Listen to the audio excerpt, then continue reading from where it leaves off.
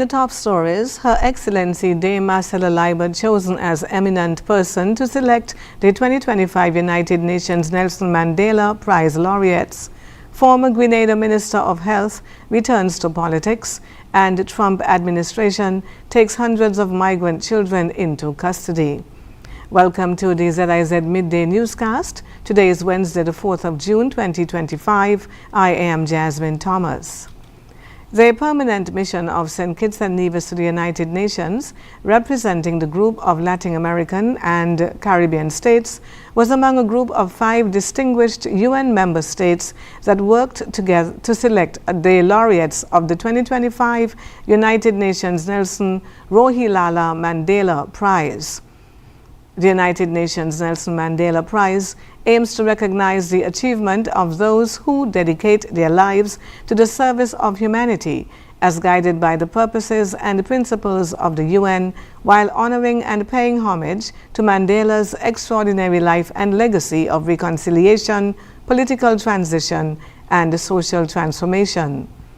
Permanent representative of St. Christopher and Nevis to the United Nations, Her Excellency Dr. Mutris Williams, represented the Federation on the Selection Committee, while Her Excellency Marcella Liebert, Governor General of the Federation of St. Christopher and Nevis, was chosen as one of 4 eminent persons to serve as honorary members on the Selection Committee.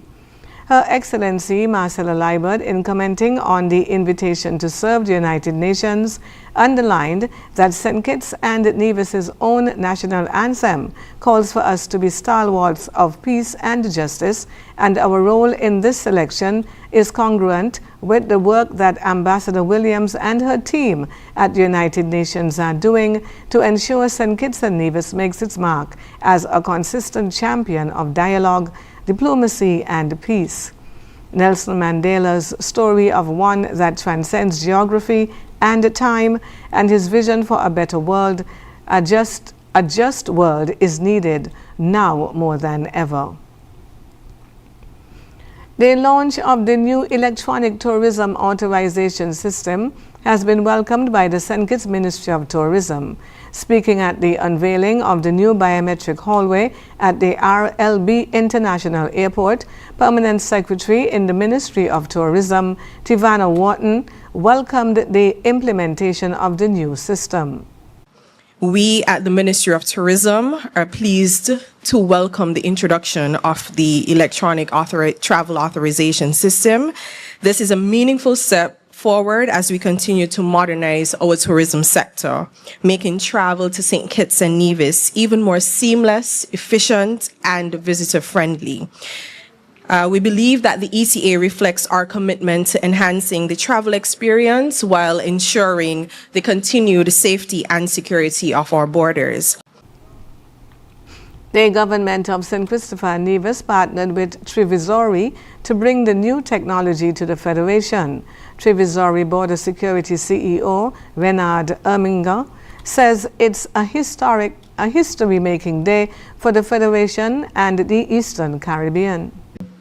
It's an extraordinary privilege to address you today on behalf of Trevisory Border Security, at what is truly a transformational milestone for St. Kitts and Nevis and for the entire region. Today, you are making history. With the inauguration of the facial biometric corridor, St. Kitts and Nevis becomes the first country in the Eastern Caribbean and one of the very few in the world to offer fully contactless biometric border clearance to visitors and citizens alike. Mr. Erminger adds, while the system is designed to ensure smooth travel into St. Kitts, it also helps keep out unwanted visitors. Immigration, customs, and police are now screening people before they show up here, and they are making informed decisions about the traveler. Some travelers will be prevented from coming here.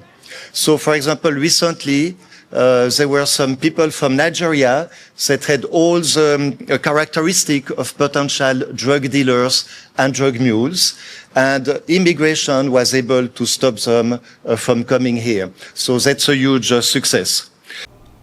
The Trevisory CEO thanked the government of St. Christopher and Nevis for choosing them as technology partners as they share the same vision in innovation.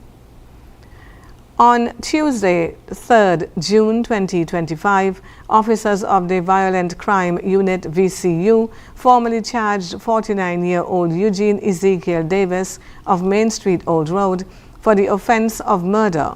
This charge stemmed from the fatal stabbing incident involving Jason Sylvester Gilbert Riley of Middle Island, which occurred on Saturday, 31st May at Port Zante, Bastia.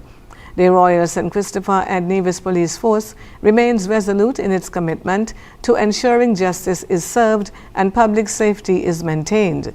We continue to encourage anyone who may have information pertinent to this case or any other criminal matter to come forward and assist law enforcement in our ongoing efforts. In regional news, former Grenadian Minister for Health, Youth and Sports Jonathan Lacrette has launched a new political organization, the People's National Party, marking his return to the political spotlight less than a year after his dismissal from the cabinet of Prime Minister Dickon Mitchell. In a video released on social media on Sunday, 1st June, Lacrette officially announced the formation of the PNP, identifying the nutmeg symbol with 7 stars in a semicircle, recently approved as the 38th official election symbol by the lower house of Parliament as the emblem of his new party. The launch video, which runs for 4 minutes and 33 seconds, features iconic landmarks from around Grenada, including the St. George Northwest constituency. Lacrette contested this seat in the 2022 general elections under the National Democratic Congress (NDC) banner. He is now preparing to run again in the same constituency, a stronghold of the New National Party (NNP), led by Dr. Keith Mitchell since 1984. Internationally, the Trump administration is taking hundreds of migrant children already residing in the United States out of their homes and into government custody, at times separating them from their families and making it more difficult for them to be released, according to multiple sources familiar with the matter. President Donald Trump and his top aides have repeatedly cited the influx of children who arrived at the U.S. southern border under the Biden administration without a parent or guardian as a critique of his predecessor and his handling of border security. Trump officials argue that hundreds of thousands of those children went unaccounted for and are in potentially dangerous situations, while former Biden officials contend that the surge of kids in 2021 placed tremendous pressure on the federal system.